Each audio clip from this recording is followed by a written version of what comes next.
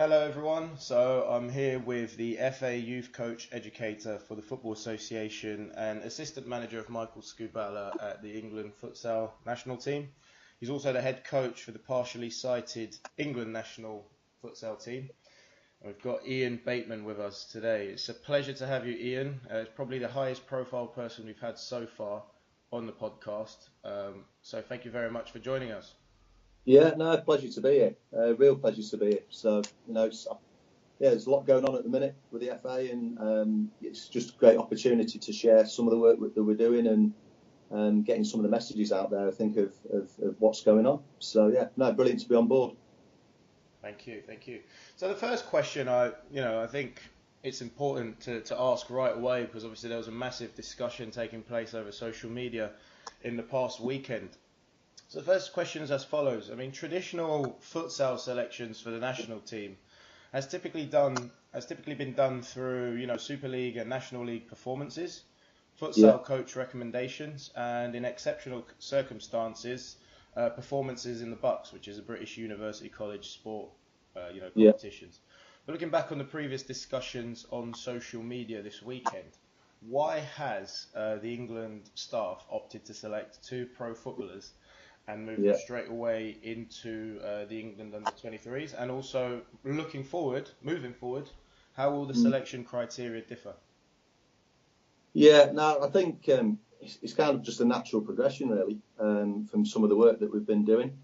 I think we need to build. It's quite clear we need to build the talent pool from where we're at the moment. So, we've got to probably number 50 in the world at the moment, round about that figure. If we're going to get to where we need to be to qualify for World Cups and European Championships, we've got to look a little bit wider and deeper from where we're looking at the moment. And I think through some of the work that we're doing at the moment, it's starting to uncover different areas where there's possibly talent that's available to us, which might be a little bit different than the traditional route that we've done in the past.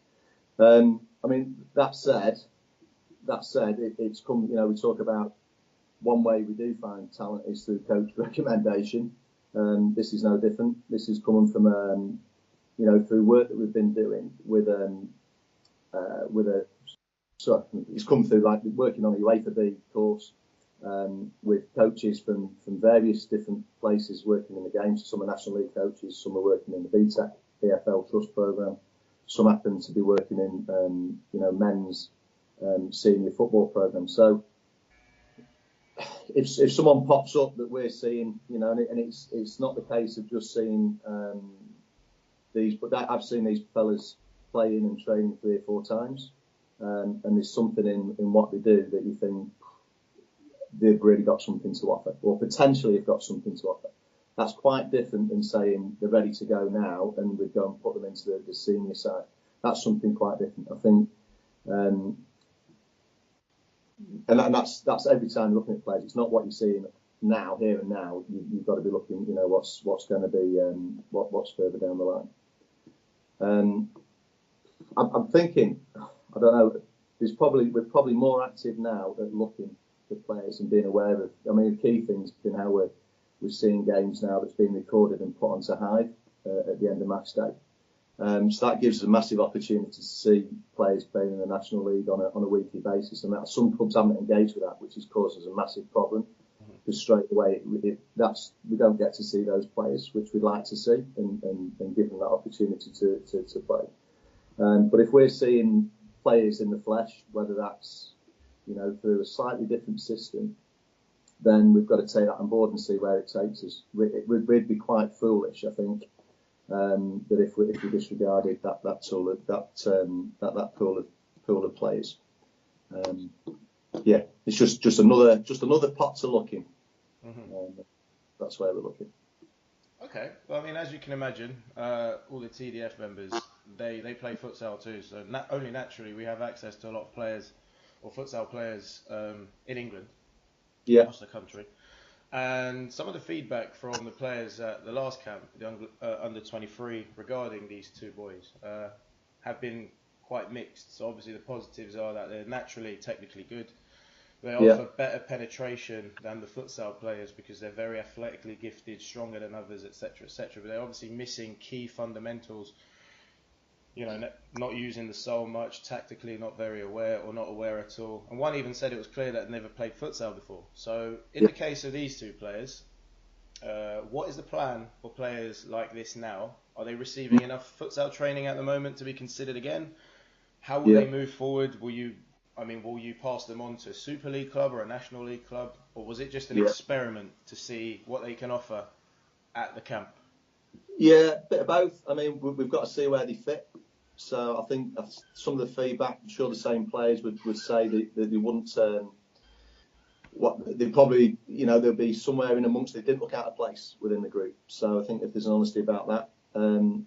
Look, when you're developing players of any age, you're looking across. We kind of have athletic. There's a long-term athletic development model across most sports, which would look at technical sides of the game. It'll look at physical sides of the game, social sides, and right across the piece. So what you'll find is different players need different things at any one time. Yeah, we totally understand, and it's absolutely right that these lads will be lacking technically, well, probably tactically more so than technically. What's become, bear in mind that's the first time in camp, so if they're batting on a similar sort of level to some of the lads that's been playing for years, well, actually we might have hit on something that potentially we can get some massive games really, really quickly. In the clubs, in the professional environment, all the clubs will have individual learning plans that they're working on, and that will reflect into different areas. And it's no different with futsal, with what we're implementing with the seniors in particular. So players will know that they've got to work on, if technically the sound, tactically the sound. So you look at how Cookie's come back physically, he's in different shape than what he's done, what he's been like before, and suddenly he's having a massive impact in games with the senior side. But technically, obviously, Cookie's really, really gifted, and by the way, there's areas that he can be working on, which get discussed with him. So this is no different. These players will have, they come in with the physical capabilities because, the 2021 years old, the professional players, the professional athletes, they're on the strength and conditioning program, that allows them to play at a professional level. So that's a big tick box. Interesting thing for me was went up to see some of the Football League Trust games up in Sheffield a couple of weeks ago. Grimsby and Scunthorpe played, and there was a game there which looked like futsal, and you'll understand where I'm coming from. The actual futsal age of some of the players was about 8 or 9 weeks, yet the coaches there had got in some really good fundamentals around the game. All right, so in possession, it looked like futsal. Out of possession, they had a way of playing. Individually, I was really surprised at how short a time they'd been spending playing. And this isn't with elite athletes. This is with kind of a sub-elite programme, if we're being totally honest. But at the Football League Trust, it looked like futsal straight away. So in 8 or 9 weeks, we can get sub-elite players playing the game to a decent standard.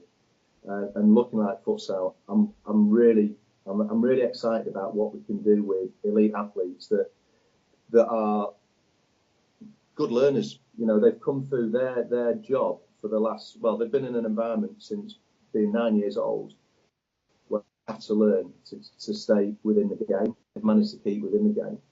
If they're good learners, which is something that they proved to me when we've been doing some of the delivery at Mansfield and the work with them. I'm thinking, there's a load of other boxes that are ticked automatically.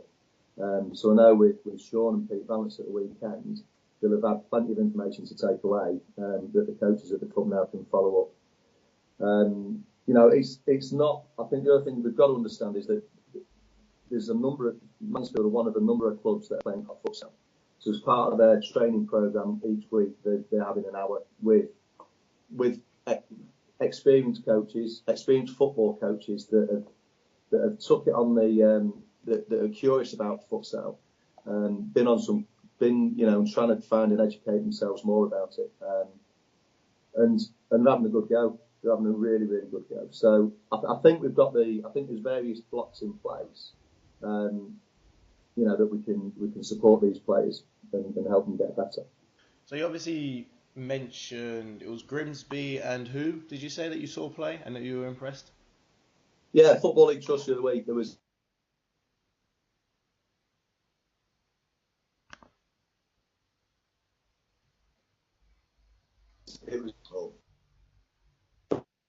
Grimsby have been kind of a bit of a leader in that department anyway. But what we're finding up there is, in the Football League Trust programme, is there's coaches now that's committing to futsal. So I think 2 or 3 years ago, people came into they'd come into the programme and then leave after a year, and you'd do a CPD event, and there was a different group of people. Now you go to CPD events, and it's the same group that are coming back year after year. So people like Mark Westerby have been around the game a lot and are starting to understand what the game's all about. Right. Plus, they're involved with futsal on a daily basis. They've got weekly fixtures, and that's a real. Ultimately, that could be a really good place where we start finding players. And there's some little pockets about that geographically that really support that. But I think we have to look at what the Football League Trust programme's done, because I think that, not quite exactly sure of the stats, but probably 50% of the coaches now are either on the UEFA B or done it. So they're backing up that experience with qualifications, which is, as an organisation, that's really key for us. And we can see a difference. It's quite. I'm sure if people go and watch a game this year, it would be quite different than how the game looks in the Football League Trust programme probably 3 or 4 years ago. So yeah, quite exciting. So you're basically attributing this massive improvement in children that have just started playing futsal around the coach education programme that these coaches are receiving, right? No, not at all. But I think it gives us a stronger base. Right. I think there's people.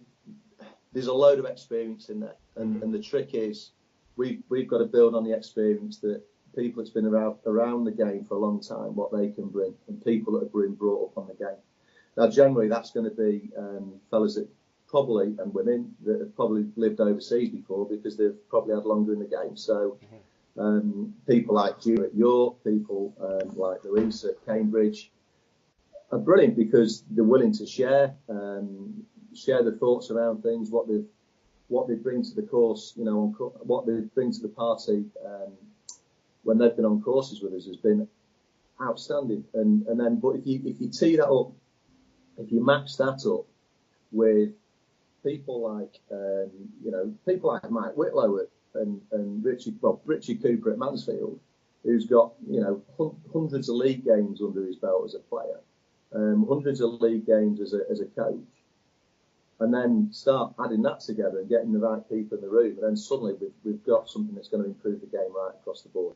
Right. And so it's not just coach education, but the flip side is when you've got people working in grassroots now with a real much deeper understanding of what the game is, that's got to be fantastic for the game. And they're putting that information into 9 and 10-year-old players, grassroots players, players in the boys' professional game, from a really young age.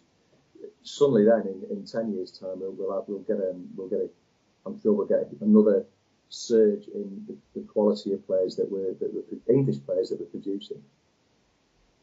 Okay, I mean, just going back to the topic of the U23 players before I go on to another topic. So do you believe the selection was based on merit? And what would you say to some of the players that are performing, well, according to their clubs, relatively well in the Super League who haven't been chosen so far? Yeah, well, I think there's a couple of things on it. I think if players, if I was it's an elite program that we're trying to develop, or what we are developing. It is an elite program, and part of the elite program comes with understanding about taking responsibility for your own learning and really developing yourself. Now, if we need competition for places, and if competition comes from other places, then brilliant. So I'd be quite. I think the players need to understand that if they need to develop, physically, they need to be in the gym, because there's other lads that will be in the gym 2 or 3 times a week now. So if they're not doing that, it's going to be really, really tough. if they're not getting the technical information they need, it's going to be really tough. If they're not getting minutes, it's going to be really, really tough. So all those things start to add in. So I think it's an elite environment, and we just need to make sure that the pool's getting bigger and the pool's getting stronger. But I know people commit to the game, and that's fine. And people have got decisions to make as to what they do. But then if there's, it's the lads have got to understand that there's our culture over here is football, and if we can start to tap into that market where, and by the way, there's thousands of players being released from pro clubs each year, thousands. And realistically, we need probably 2 per year to get into the team that could make. If we got 2 a year out of from anywhere, that was better players than what we have in the program at the moment, then we will be in World Cup finals. We will be in European Cup finals, and that's fact. It's just we've got to find out where those players are. I think if the futsal players don't feel that they're getting, if they haven't got individual programs off the coaches at the Super League clubs and the National League clubs, then that's an issue. All right, because that's another thing that we have to look at to make sure that actually the futsal coaches are giving the players every chance that the football players are going to get through the environment that they live in. And if we're not, well, is that part of mind the Scrooge roles? Yeah, I think it is. And I think it's been quite good about, we've had some of the clubs are really, really on board with what we're trying to do, and we've seen quite a change in this season. We've had 2 national meetings where all the clubs have been invited. We've started to build some really good relationships with different clubs, and so that if a club flags up, it's not that they come in. There's written details coming into us about the strengths, the weaknesses. Is now the time for them to come in? Is it better to wait 6 months? Do we want a program where players are in for one session and go? Because we don't believe in that as a process, because players are evolving over a period of time. So there will be players that will have played up at the 4 Nations, will now go back to the 23s with a view to coming back to the senior squad in maybe 12 months' time, because that's the right thing for them. Mm-hmm. And it's a bit of a roller coaster. There's ups and downs. I think we've got to be good at supporting players through those ups and downs. We need support from the clubs then to be able to do that, because they need to be that buffer. If they go back to the club, the players know what they need to work on, the clubs know what they need to work on, and then the skilled coaches within those clubs support the players to make them better and come back to us faster, stronger, technically more adept, and ready to go again. And that's a good elite program working. And it's the correct thing to do. And the meetings we've had have been really good. It's the same clubs that come. Got to say that. It's disappointing when clubs haven't come, because there's quite a bit of time and energy gone into events. We've seen that the fitness program 12 months ago, when players were coming into the senior program, players weren't strong enough. And by that, they were breaking down fairly quick. They had a lot of calf injuries, a lot of hamstring injuries, which was a problem. Mm-hmm. So Jack Milligan, now the strength and conditioning lad, is going around the clubs as an offer to all the clubs to have Jack to come in to share that information. He's been into some clubs already. Some of it's testing, some of it is providing programs. Jack's will deliver at the UEFA B, he'll deliver at the conference. There's key messages that we need to get out there. So, if that's where players need more support, then we can do that. Similarly, if it's from a site perspective, then the plan is to roll out Martin Turner as well in a similar sort of role. So, and that's available to all the clubs, because we know that the clubs are going to they have more time with the players than what we do as England team. So, they're fundamental to what we do. Got it. And there's actually one very interesting thing that you picked up, and it's very factual. A lot of high-level football players at football academy programs, professional academy programs, they pull out of the sport completely sometimes at the age of 16. So my question is, Yourself and Scoobs, what type of involvement do you have in the football academy programs? What bearing do you and Scoobs have to these clubs with regards to offering futsal? Yeah, it's more and more. It's yeah. I mean, that's what my main role when it was first implemented by Dan Ashworth was to go and support the professional game, because it was seeing how much activity the Premier League were putting into it. So I think we're on a number of fronts in getting into the clubs. So and the clubs, what's quite evident across, whether it's not just a futsal thing, it's whether you're working with football as well. It's very difficult where you can't be telling clubs what to do. They're their own entity. What you can do is suggest and help and educate and provide some evidence about why they should do certain things. And to be fair, there's been a massive change in how clubs function, and you can see the success of the England teams this year. That goes back to work that's been going on for 5-10 years. Clubs are a different place than what they were 10 years ago when I certainly started at the FA. I think that the tack we take, futsal's embedded with the Advanced Youth Award. So because the Advanced Youth Award talks about constraints-based learning. So you think about futsal, what it gives us a change of surface, a change of ball, a change of goal, a change of rules. There's some the coaches are aware.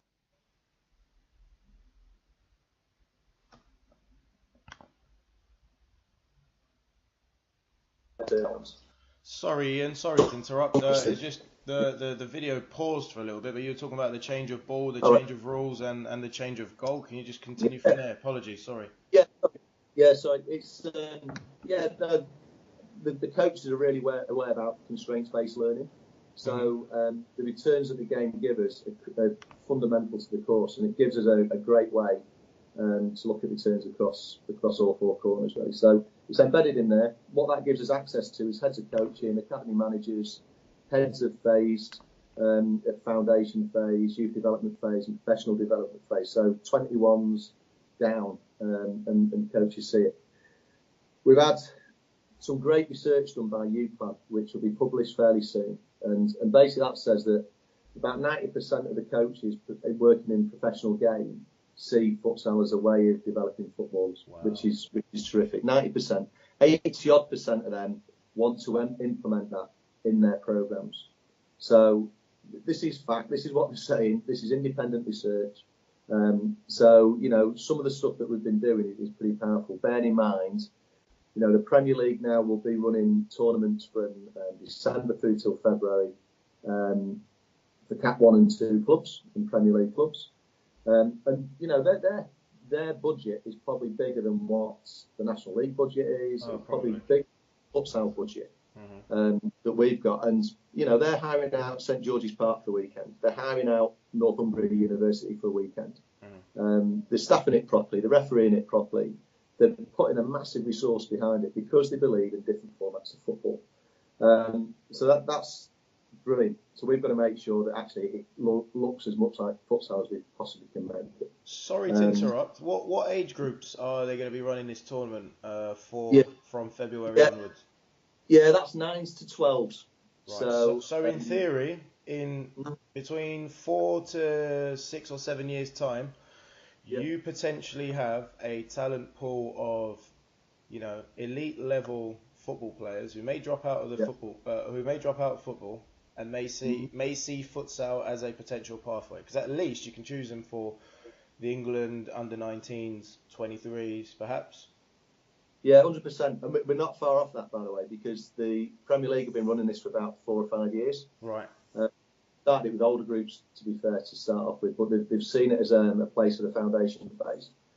But what's happening, a lot of the clubs now are following that through, so that the coaches, a lot of coaches have been up from foundation phase into youth development phase, and then taking futsal with them.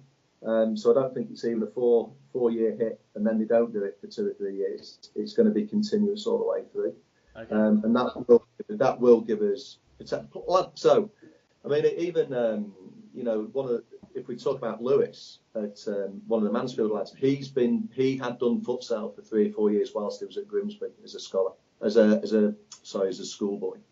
So he's not totally new to the game, which was one of the reasons why he was chosen, because he's done more of it than probably what we realised.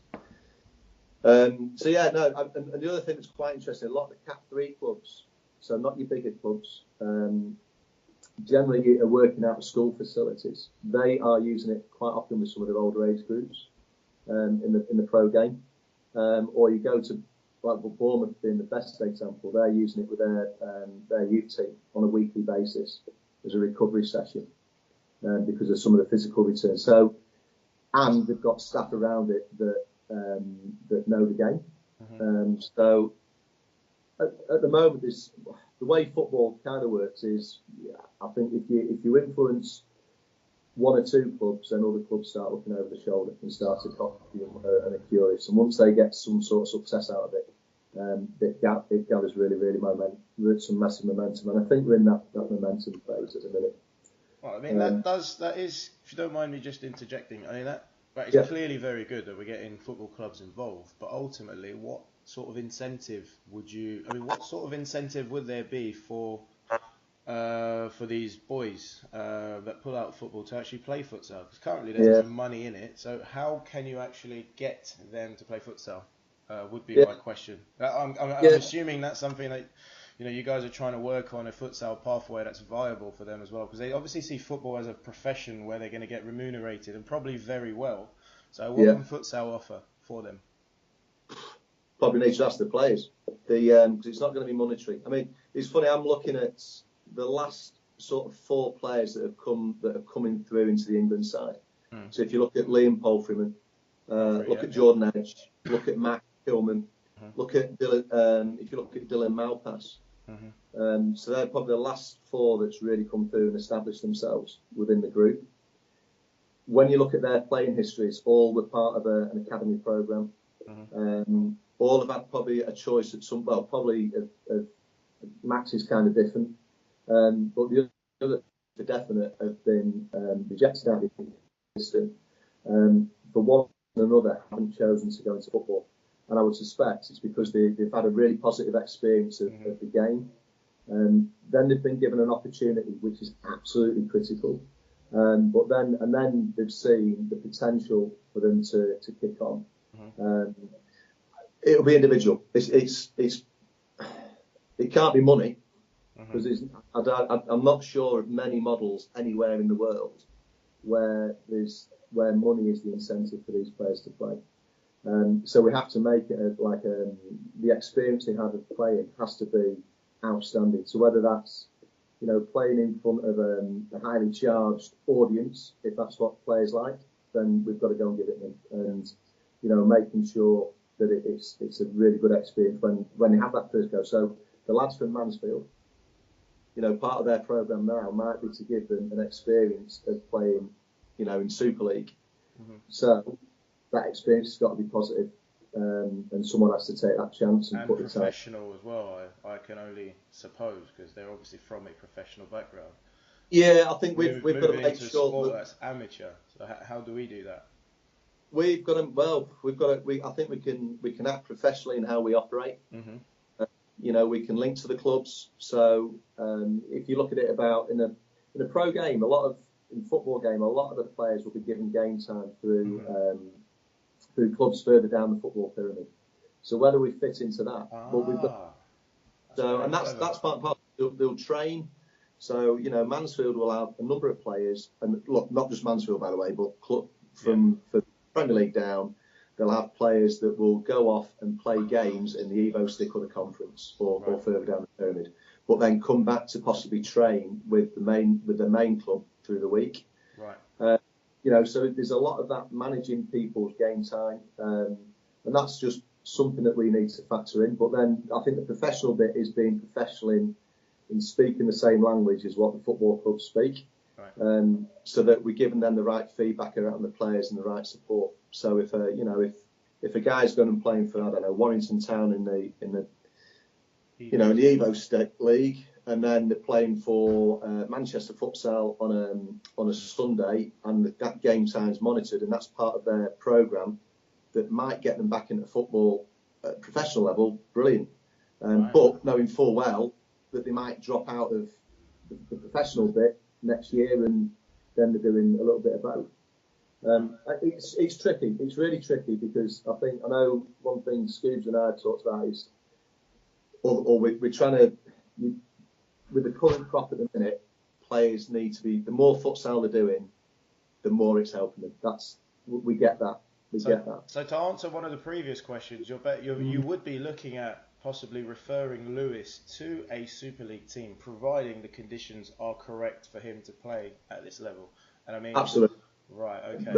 Yeah, because if Lewis sees the benefit, if Mansfield see the benefit, Absolutely. if the Super League club see the benefit, based on choice, of course. I mean, they may not like futsal after all. I mean, or they may love it.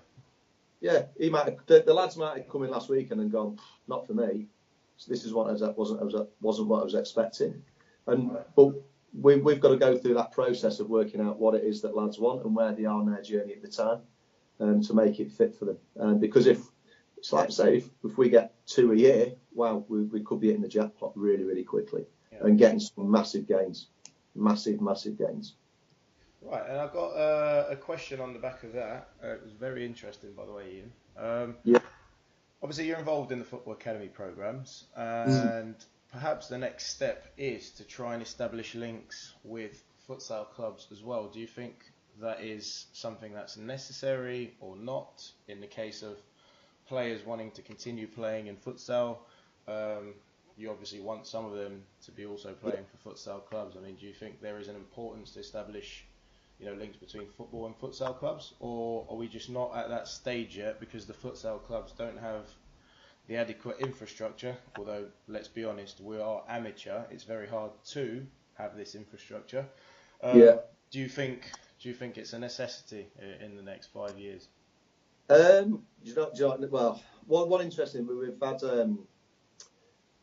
had an independent organisation looking at the strategy for futsal. So people will be aware out there, because many people have been involved in speaking to the independent people about what the strategy for futsal should look like. So it's important that it wasn't me and Scoobs deciding it had to come from an outside sort of source. And the results of that will get published fairly soon. One thing it's kind of looking at is that there needs to be some sort of synergy between, on a much bigger scale than just players, but there needs to be a better link between football and futsal, and clubs leading the way. So Cambridge and Tranmere would be really, really interesting models to follow. And looking at fan base, looking at the resource that the clubs have, so Cambridge is interesting that they use futsal out and about in the county to recruit players for the academy, but then there's quite a bit of linkage at 15, 16 of players coming to base. So one of their players, Monty Boutel, actually played for the Football Academy, then decided to play futsal instead. Yeah, and this is it. So this is exactly the point. So the clubs have got to talk. So it'll be interesting to see how the Tranmere situation plays out. Because there's a chief executive there, and similar at Cambridge, that's backing both projects, and absolutely sees the value in both. So as two models, brilliant, interesting. They're probably further down the football pyramid than other clubs that might be able to do it. But I think futsal at the moment, definitely, what's come through the review has been that futsal definitely needs football to survive, and I think that's the case. It was interesting in Barcelona when we travelled over there in October. They were quite clear that the men's football programme supports all the other activities within their sports club, whether that be basketball, futsal, women's football, whatever. But the money that comes through the men's game. Right. And I think right. So you want to adopt a similar? All right, I got it. That makes sense. Yeah, but probably the other thing to link into is the university programme. So what Barcelona have done really well is linking into the university. And I think a few of the Spanish clubs have followed a similar sort of model.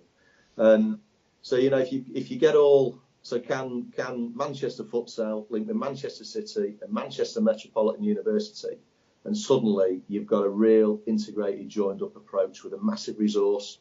It's got facilities, it's got transport, it's got a fan base, it could have a BTEC programme running out the football club. That seems to be linked to the county FA. Now, it's a tough one, but Right. people have got to be open-minded enough that actually they can't do it by themselves, and that there's other places that's probably going to open up those doors for them. And So, suddenly, go talent on, pots will open. apologies. Sorry, go on. Yeah, suddenly talent pots will open up left, right, and centre. But I think we're going in the right direction. Let's understand we are definitely going the right way at the moment. Can you and Scoobs, not trying to put pressure, but obviously you've got a lot in your hands. You do quite a lot of things. I mean, can you and Scoobs perhaps facilitate such partnerships between clubs, universities, and football clubs? Or does this need to come directly from the futsal club themselves? And if so, what type of support can the FA offer to try and establish these links? Because I think, and I don't like to give my opinion in podcasts, I think this is key to developing the sport further. Yeah, no, I think it's probably kind of evolving at the moment to a degree, and it's well, can we get all the people in the room at the same time? Probably a little bit tricky. Yeah, probably not. It'll probably evolve. It'll be getting a really good model of practice in an area, and then getting that good model together, getting the right people in the room on a localised basis. So, are we too far away? Would we be too far away from a Tranmere linking with Cheshire FA, linking with the local university? No, probably not. No, I think we're quite close, and I know we are quite close. The university bit would need a bit of tweaking, but I know we're quite close. Cambridge, we've got the club, we've got the futsal club, we've got the football club. We just need the university bit behind it. Again, we're really close, and those clubs are building massive. They're building youth programs underneath them that have got those links. Right. So I think it's something that will evolve once we've got a really good model. So, the Loughborough model. Loughborough, you've got the university work quite closely with the county FA, but they've not got the football club. But then could Mansfield be that? They've got the university football club though, which is a football club, isn't it? Yeah, but if we're talking about brand, then Loughborough need to be linking with a Premier League brand. Right. They're linking with Leicester City, and then suddenly. But are we talking to Leicester at the moment? Yeah, we are. We're doing some work with Leicester, and we're in and around it. So, but not sure I'm answering your question about who should drive it. I think it will kind of evolve into that. What will drop out the strategy might be some real clear direction about what excellence looks like, and if you get that, that might be quite powerful, because the strategy will go into the senior management team at the FA, and if it starts getting into sort of main sort of parts of this football strategy, if futsal starts getting into that, and it's on everybody's agendas on KPIs, then suddenly we're really in the game, and that's at a different pay scale to what me and Scoobs operate at. Right, and I assume, well, no right to assume, but I assume at youth level this could be established as well. So football clubs with youth futsal clubs. For example, Finter Futsal, Ole Futsal, London Wizards. I'm just thinking of the London-based clubs, Pro Futsal. London. Yeah. This can be facilitated at youth level as well, I suppose. Yeah, you'd want, and the thing is, there's, I think expert knowledge within clubs is going to be key if it's going to work. It's just we have to remember that the clubs work off strict guidelines and about who they employ and how they function. So we've hit a brick wall. I know Burnley at the moment are quickly trying to get somebody qualified, because otherwise it's to get them over the line. So everybody needs to be ready that if these opportunities come along, that we can tick the boxes really, really quick. So people engage with the programme. It's critical, and that's not the FA, that's UEFA guidelines. So we're guided by another body that we have to fit into for the clubs to function, and the Premier League set some of those rules as well. So I think what we can do is, or what we are doing, is facilitating stuff that people are ready to go when an explosion comes along, and we're tooled up and ready to work, which we're getting closer to. Okay. Well, I'm just conscious of time, Ian, and it's been extremely productive.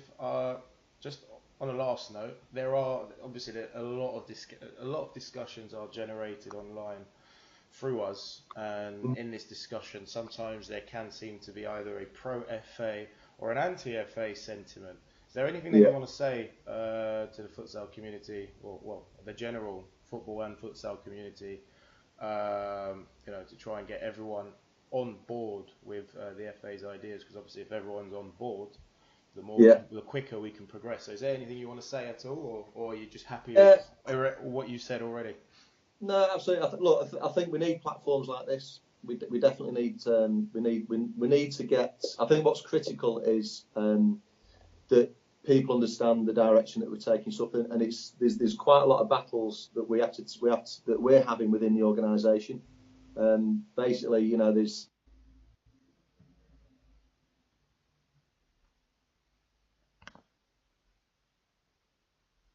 Between Sorry, Ian, it paused when you talked about battles in the organisation. The call just stopped for a second. Okay. Do you want to just repeat that again? I do apologise. Yeah. No, look, I think on a daily basis we're taking, between Scoobs, myself, and Tina. We're three people within a massive organisation. We're banging it, and Sturge as well. Sturge is doing an unbelievable job in the foundation phase. If people haven't seen the work that he's pulling together on that links football and futsal, get involved with it, and it needs backing and support, because he's really banging the drum. We're pushing stuff forward. The FA is like a big ship turning, so to make change, it does take time. Of course. So I guess me and Scoobs are the FA, if you like. We are the people that are full-time FA employees that are driving that. But we have got, and I think the other person that's really driving stuff now and it's given us a massive opportunity is Graham Dell. So with Graham being on the FA Council, that gives us a seat at some top tables, and the work that the committee do as well mustn't be underestimated. And by the way, they're really willing to stick the neck out on the line and take some risks, and have kept the game going, and really trying to progress things. So on all sorts of levels now that we've never had. So Scoobs has been in position 12 months. Graham's been in about 3 months, but had a massive impact. There's an awful lot going on, and the people high up the food chain are really talking about where futsal sits and how it might work in the future.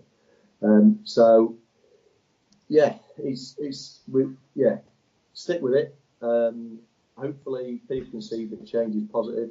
Certainly, I think we will try and we will operate as professionally as we can. I think there needs to be clarity that the league isn't the FA. It's a private members league. I think there needs to be some clarity on that sometimes. And there's probably things that, if it was Scoobs and myself driving stuff, we'd probably look at things being a little bit different, but the league will decide what they want to do, and we do have an input in that, but it's probably not where it's a private members club, so that the members own the league, if you like. So we've all got a duty to drive this forward and make sure that the product that we've got is the best that it can be. And I think that's what we're all trying to go in the same direction, and we'll keep banging that drum and keep it moving forwards. Just hope we can keep it going as fast as we possibly can and speed it up a bit. Perfect. Thank you so much for doing this, Ian. Absolute pleasure. Hope we can do it again sometime. Yeah, sure. Probably on another topic or something of the sort. And really, really good. We'll hope to generate a few more discussions in the future on other topics as they come. And it was a pleasure. The FA are becoming easier to get access to. Everyone has, the email address of all the futsal committee members and also Michael Scubala. So hopefully, if they have any ideas or anything they want to put on the table soon, I'm sure the FA will be willing to help in any way, shape or form. So Ian, massive pleasure. Thank you very much for doing this, and let's see let's see the outcome from this. Super. No problem at all. Thanks for your time. Merry Christmas, everybody. Cheers, you too. Cheers. Ta-ra. Take care. Bye bye.